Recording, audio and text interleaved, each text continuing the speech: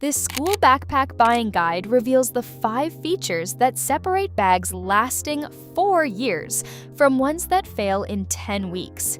I paid $68 for a school backpack with a cartoon character on it that my nephew picked out himself, and by Thanksgiving, the zipper pull had snapped clean off in his hand. Not worn out, snapped, on a bag that was maybe 10 weeks old.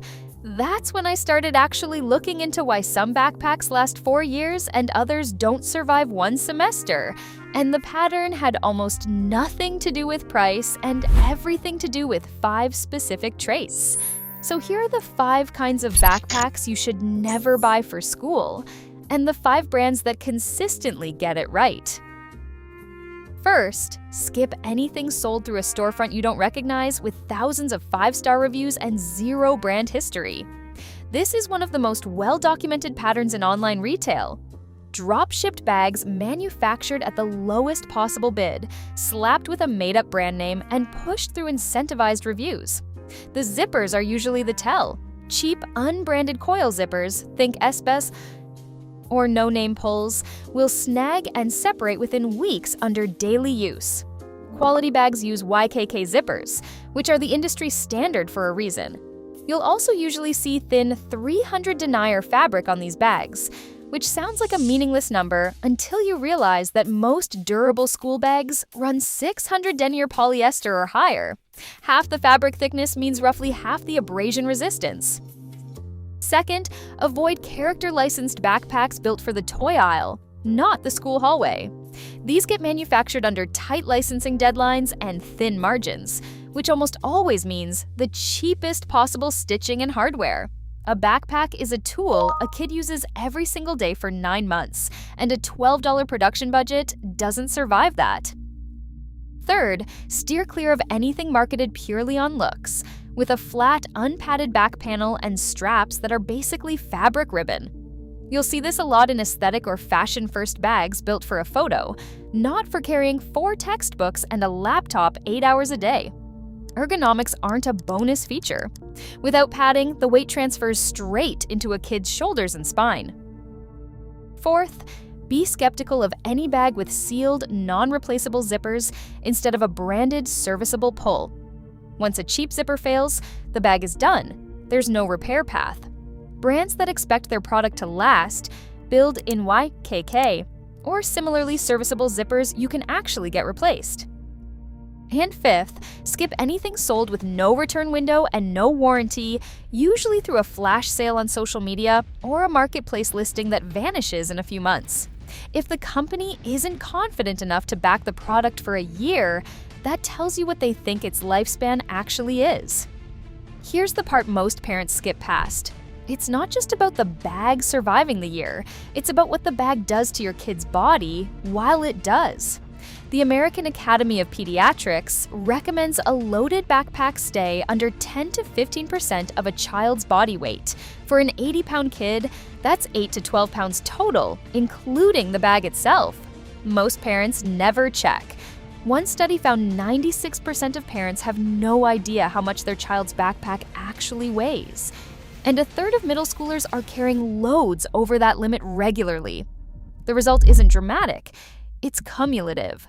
Rounded shoulders moving toward kyphosis, a forward-leaning walk that strains the cervical spine, sore trapezius muscles, and in a growing number of school-aged kids, actual visits to an orthopedist for conditions that started as poor posture. 2 design features matter more than anything else here. Padded, adjustable straps that sit the bag high on the back instead of sagging toward the waist, and a sternum strap, also called a chest strap, that locks the shoulder straps in place and prevents them from splaying outward, combined with a waist or hip belt that shifts a significant portion of the load off the shoulders entirely and onto the hips, where the pelvis and legs are built to carry weight. That hip belt transfer is the same principle behind how hiking packs move heavy loads. It reduces spinal compression directly. A backpack without either of those isn't just less comfortable, it's actively working against your kid's spine every single day they wear it. Now, on the other side, my nephew's replacement bag, the one we bought after the licensed one failed, was a JanSport. boring, plain, exactly what I expected a $40 backpack to be. What I didn't fully appreciate at the time was that JanSport builds their main line from Cordura nylon, a fabric specifically engineered for abrasion resistance, significantly tougher than standard polyester at the same weight. 2 years later, it's been dropped, rained on, and used as a step stool, and it still works because JanSport backs it with an actual lifetime warranty against defects. Osprey is worth the higher price if your kid is hauling a genuinely heavy load. The harness systems are built for hiking, which means they're seriously overbuilt for a school hallway, with padded hip belts that do exactly what pediatric orthopedists recommend. Their almighty guarantee is about as strong as it gets in the industry. They'll repair or replace for any reason for the life of the product. Patagonia sits in the same tier. More expensive, but the materials and stitching are built to survive years, not semesters, and the repair program means a torn strap doesn't mean a replacement bag. Fjällräven's Konken earns its reputation differently, and the backstory matters here.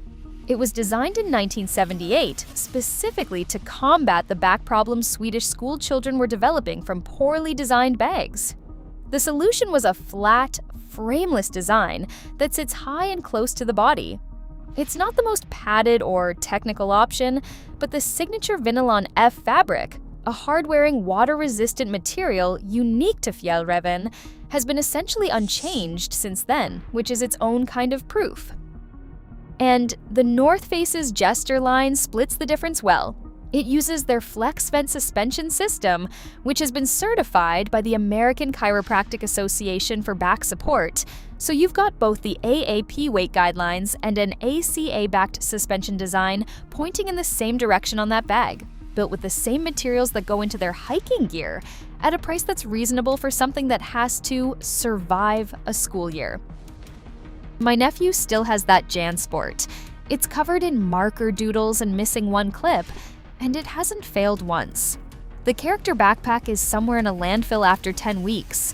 That's really the whole video in one comparison.